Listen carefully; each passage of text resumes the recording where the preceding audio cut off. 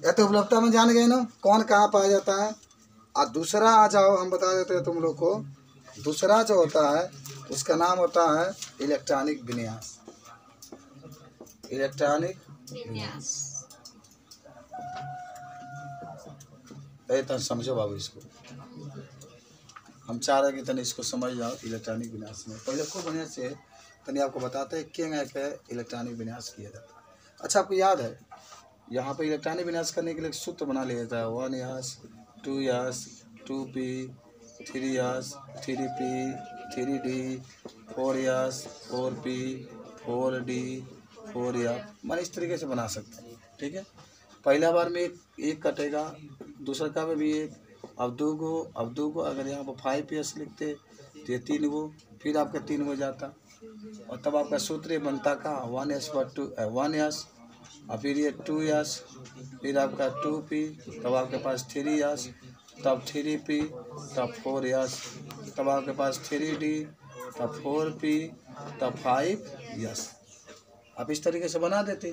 अच्छा, अब यस के ऊपर अधिकतम कितने इलेक्ट्रॉन होते हैं 2, पी के ऊपर कितने होते हैं 6 और डी के ऊपर 10 होते हैं बस, या एफ के ऊपर 14 होते हैं। इस तरीके से लिख सकते हैं। ठीक है, अच्छा आप बताओ मुझे, ये 8 है, देख रहे हो ये 8 है, तो इसका इलेक्ट्रॉनिक विन्यास करोगे तो कैसे करोगे, पूरा लिख लो।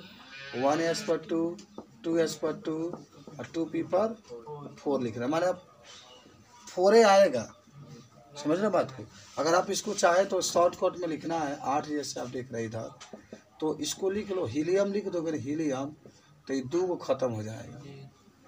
1s पे जो देख रहे हो खत्म हो जाएगा, क्योंकि हीलियम के आपको निष्क्रिय तत्व के बारे में पढ़ाया गया था ना, हे निशा और कर जिंदा रहना, माने सीमा पर लड़ने के लिए आप गए हैं तो वहाँ से भागना मत, वो जो लड़ते रहना, जिंदा रहना। अच्छा, हीलियम लिख दिए तो 2 चला गया, तो अब ये 2 चला गया तो यही तो बचा है, तो 2s पर 2 और 2p पर क्या लिख देंगे 4 लिख देंगे। समझ में आई बात को। अच्छा, अब है 16 की बात, तो 16 के लिए हम लोग लिख दे नियान, क्या लिख दे नियान, तो नियान लिखेंगे तो 10 चला गया ना, तो का 10 चला गया तो 6 बचेगा, तो 3s पर 2 और 3p पर 4, तो 3s पर 2 और 3p पर 4, तब 4 को नीचे वाला ना गिरे ऊपर वाला 4 2 6 और 10 को 16 हो गया आपका। अरे आप पढ़े थे ना, इसका 2 होता है, इसका 10 होता है, इसका 18 होता है, इसका 36 होता है, इसका 54 होता है, इसका 86 होता है, इस तरीके से होता है। अब अगर सेलेनियम की बात करते हैं तो इसका तो 34 है, कितना है 34, तो 34 के लिए आप क्या लिख देंगे आर्गन लिख देंगे, क्या लिख देंगे आर्गन, तो आर्गन तो 18 होता है, 18 चला गया, अभी 16 बचा है ना, तो ये तो सही है, यहाँ पर 4s पर 2 कर लीजिए, 4p पर 4 कर लीजिए, तो ये 18 और 6 कितना हो गया 24, अभी 10 चाहिए, तो इसका मतलब इसमें का 3d जो है बचा हुआ है, तो अरे यस हो गया पी हो गया तो डी तो बचा है ना, यस हो गया पी हो गया डी तो बचा है, तो डी को 10 होता है तो लिख देंगे 34 हो गया आपका। और अगर 52 की बात करते हैं तो यहाँ पर क्रिप्टॉन लिख दीजिए, 36 हो गया इसका, 36 हो गया, तभी आपका 16 चाहिए ना, कितना है 52 है, हाँ तो 16 चाहिए, तो यहाँ पर तो 5s पर 2 लिख दो और 5p पर 4 लिख दो, तो 36 को ये 6 को 52 को 42 हो गया, अभी 10 चाहिए, तो यहाँ पर 4d पर कितना लिख लेंगे 10 लिख लेंगे, हो गया 52। अच्छा, अब आइए 116, ये तो लंबा जा रहा है, तो यहाँ पर रेडान लिख दो, क्या लिख दो रेडान, तो 86 लेके चला गया ये रेडान। अब हाँ 84 वाला बाकी है, चलिए जो 84 वाला बाकी है तो रेडान मत लिखेंगे ना, 86 हो जाएगा, जिनान लिखेंगे, तो 54 चला गया आपके पास। अब पहले 6s पर 2 लिख लो और 6p पर 4 लिख लो, तो ये कितना लेके जा रहा है 54 और 6 60 हो गया है। अभी आपको कितना चाहिए 24 चाहिए, तो एक मतलब भाई कि है में के 4 में के एगो तक 4s 4p 4d लिखा गया, अभी 4f बाकी है ना, देखो 4 को जब तक लिखेंगे तो यहाँ 4f पर 14 लिखा जाएगा, यहाँ 5d है ना, और 5d पर कितना आ जाएगा 10, ये इलेक्ट्रॉनिक विन्यास होता है। अच्छा, ये 84 हो गया, अब 116 है, 116 का दिखा लिखोगे रेडान लिख दे, आर्यन लिख दें, तो रेडान अगर लिख देते हैं तो चला गया 86, चला गया। और कितना चाहिए आपको, पहले ये लिखा है 7s/2 और 7p/4, तो ये 86 हाई हो गया 6, 92। और आपको कितना चाहिए अभी 8 और 16, 24 को चाहिए। तो इसका मतलब हुआ कि यहाँ पर 5D तक तो बात है, 5 ये बचा है ना 14 और 6D के ऊपर 10। इस तरीके से आपका इलेक्ट्रॉनिक विन्यास ये होगा। कुछ सीखे बताओ पहले मुझे, समझ में आया कुछ चीज़? हाँ बता दो सब लोग, इलेक्ट्रॉनिक विन्यास कर लोगे इसको? हाँ ये आपको बताया भी गया था, शायद बता दिया गया, इलेक्ट्रॉनिक में बताया गया था। तो इसको मिटा दें, समझ गए होंगे। तो हमको प्रेशर में मत आना ही कहेंगे, इसको लिखा जाए, कोई दिक्कत है नहीं, मिटा रहे सब, ठीक है ओके। हम तो सोचेंगे PDF एक बना करके सबके मोबाइल पर डाउनलोड करके उसी से पढ़ते रहना, इसीलिए फोटोकॉपी सब हो गया। हाँ, परमाणु त्रिज्या तथा आयनिक त्रिज्या, तीसरा जो हेडिंग आपके पास था उसका नाम था परमाणु त्रिज्या या आयनिक त्रिज्या।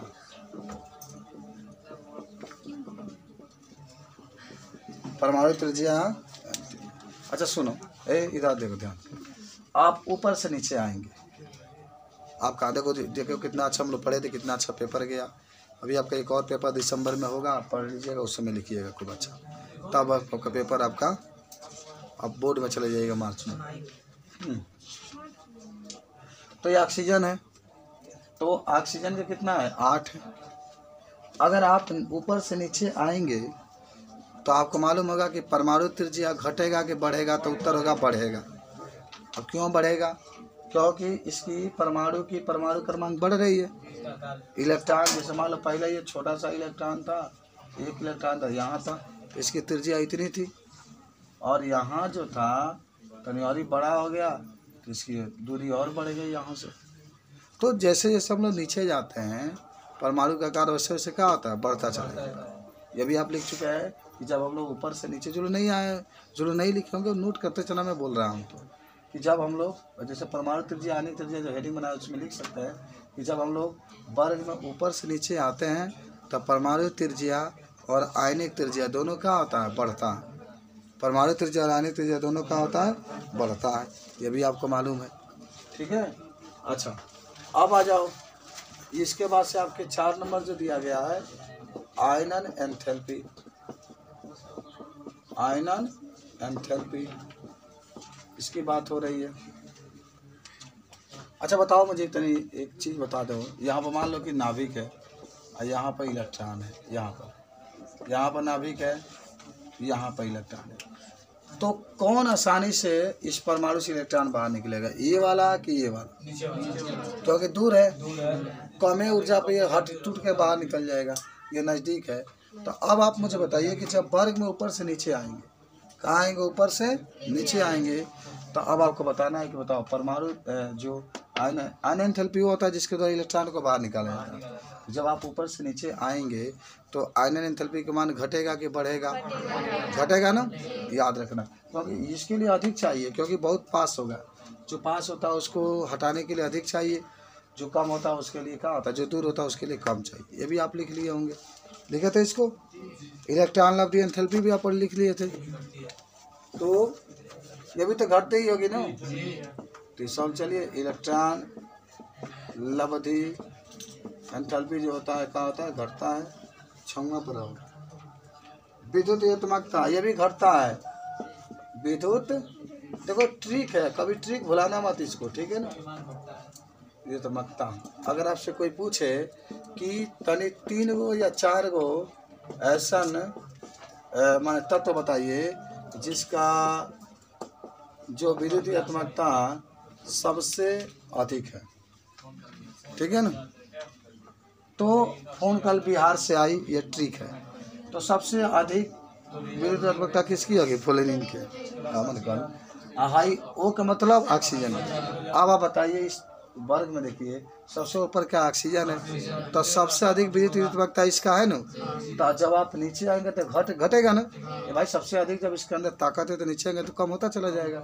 इसीलिए विद्युत उत्पादकता ऊपर से नीचे आने में क्या होता है, घटता है। ये भी आप लिख लिए थे। बोलिए भौतिक गुण से साथ भौतिक गुण भी लिखा दिया गया था। चलो तो भौतिक गुण में ये बताया गया होगा कि ऑक्सीजन और सल्फर दोनों अधातु होते हैं। दोनों क्या होते हैं, अधातु होते हैं। ये दोनों उपधातु होते हैं। सेलेनियम और टेनेनियम दोनों क्या होते हैं, उपधातु होते हैं। पोलोनियम और लिबरमोरियम ये दोनों क्या होते हैं, धातु होते हैं यार, दोनों क्या होते हैं, धातु होते हैं। रासायनिक गुण भी लिखा दिया गया था। ऑक्सीजन के असमान व्यवहार, ऑक्सीजन सबसे छोटा होता है।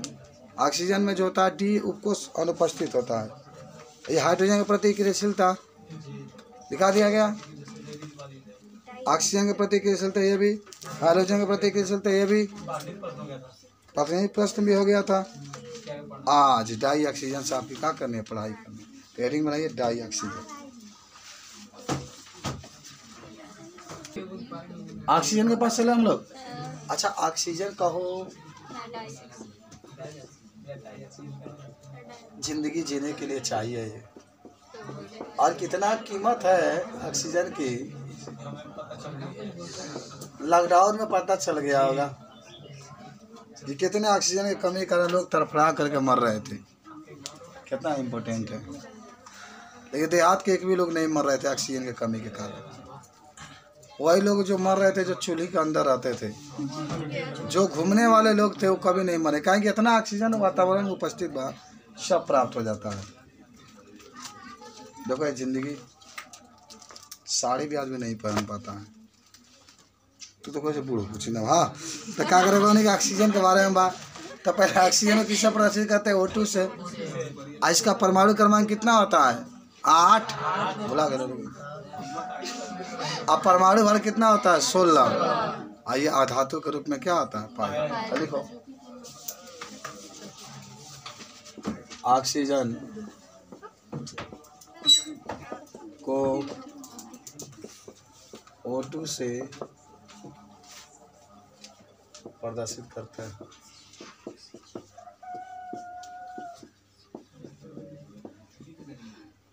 इसका परमाणु क्रमांक 8 तथा परमाणु भार 16 होता है। परमाणु क्रमांक 8 तथा परमाणु भार 16 होता है। यह एक अधातु होता है।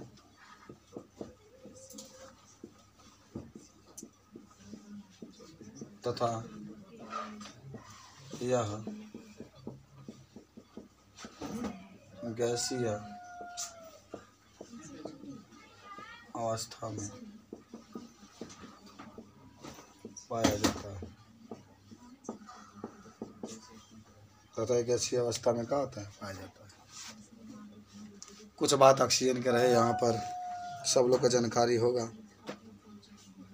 जब भी आपसे ऑक्सीजन के बारे में कोई पूछेगा तो आप तुरंत ऑक्सीजन के बारे में बताने के प्रयास करेंगे।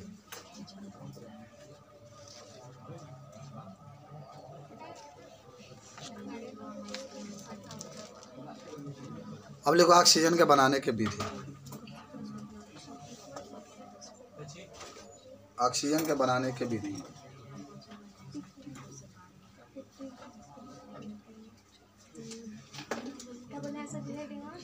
ऑक्सीजन के बनाने के विधि।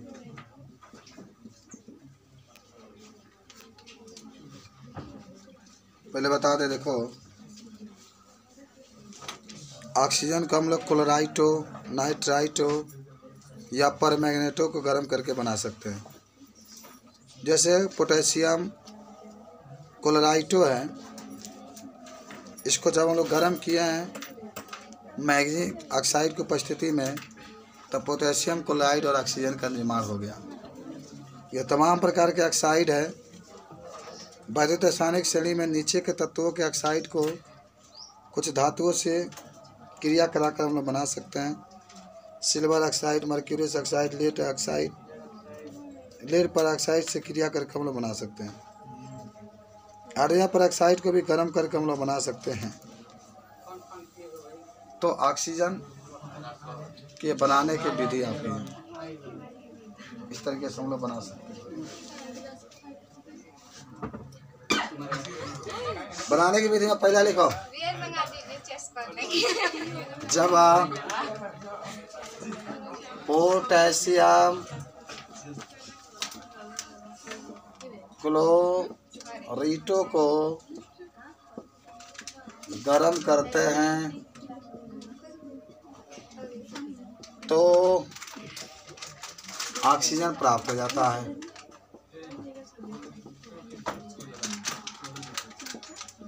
तो ऑक्सीजन प्राप्त हो जाता है। सब रिएक्शन याद, पोटेशियम क्लोराइड के सूत्र होता है ACl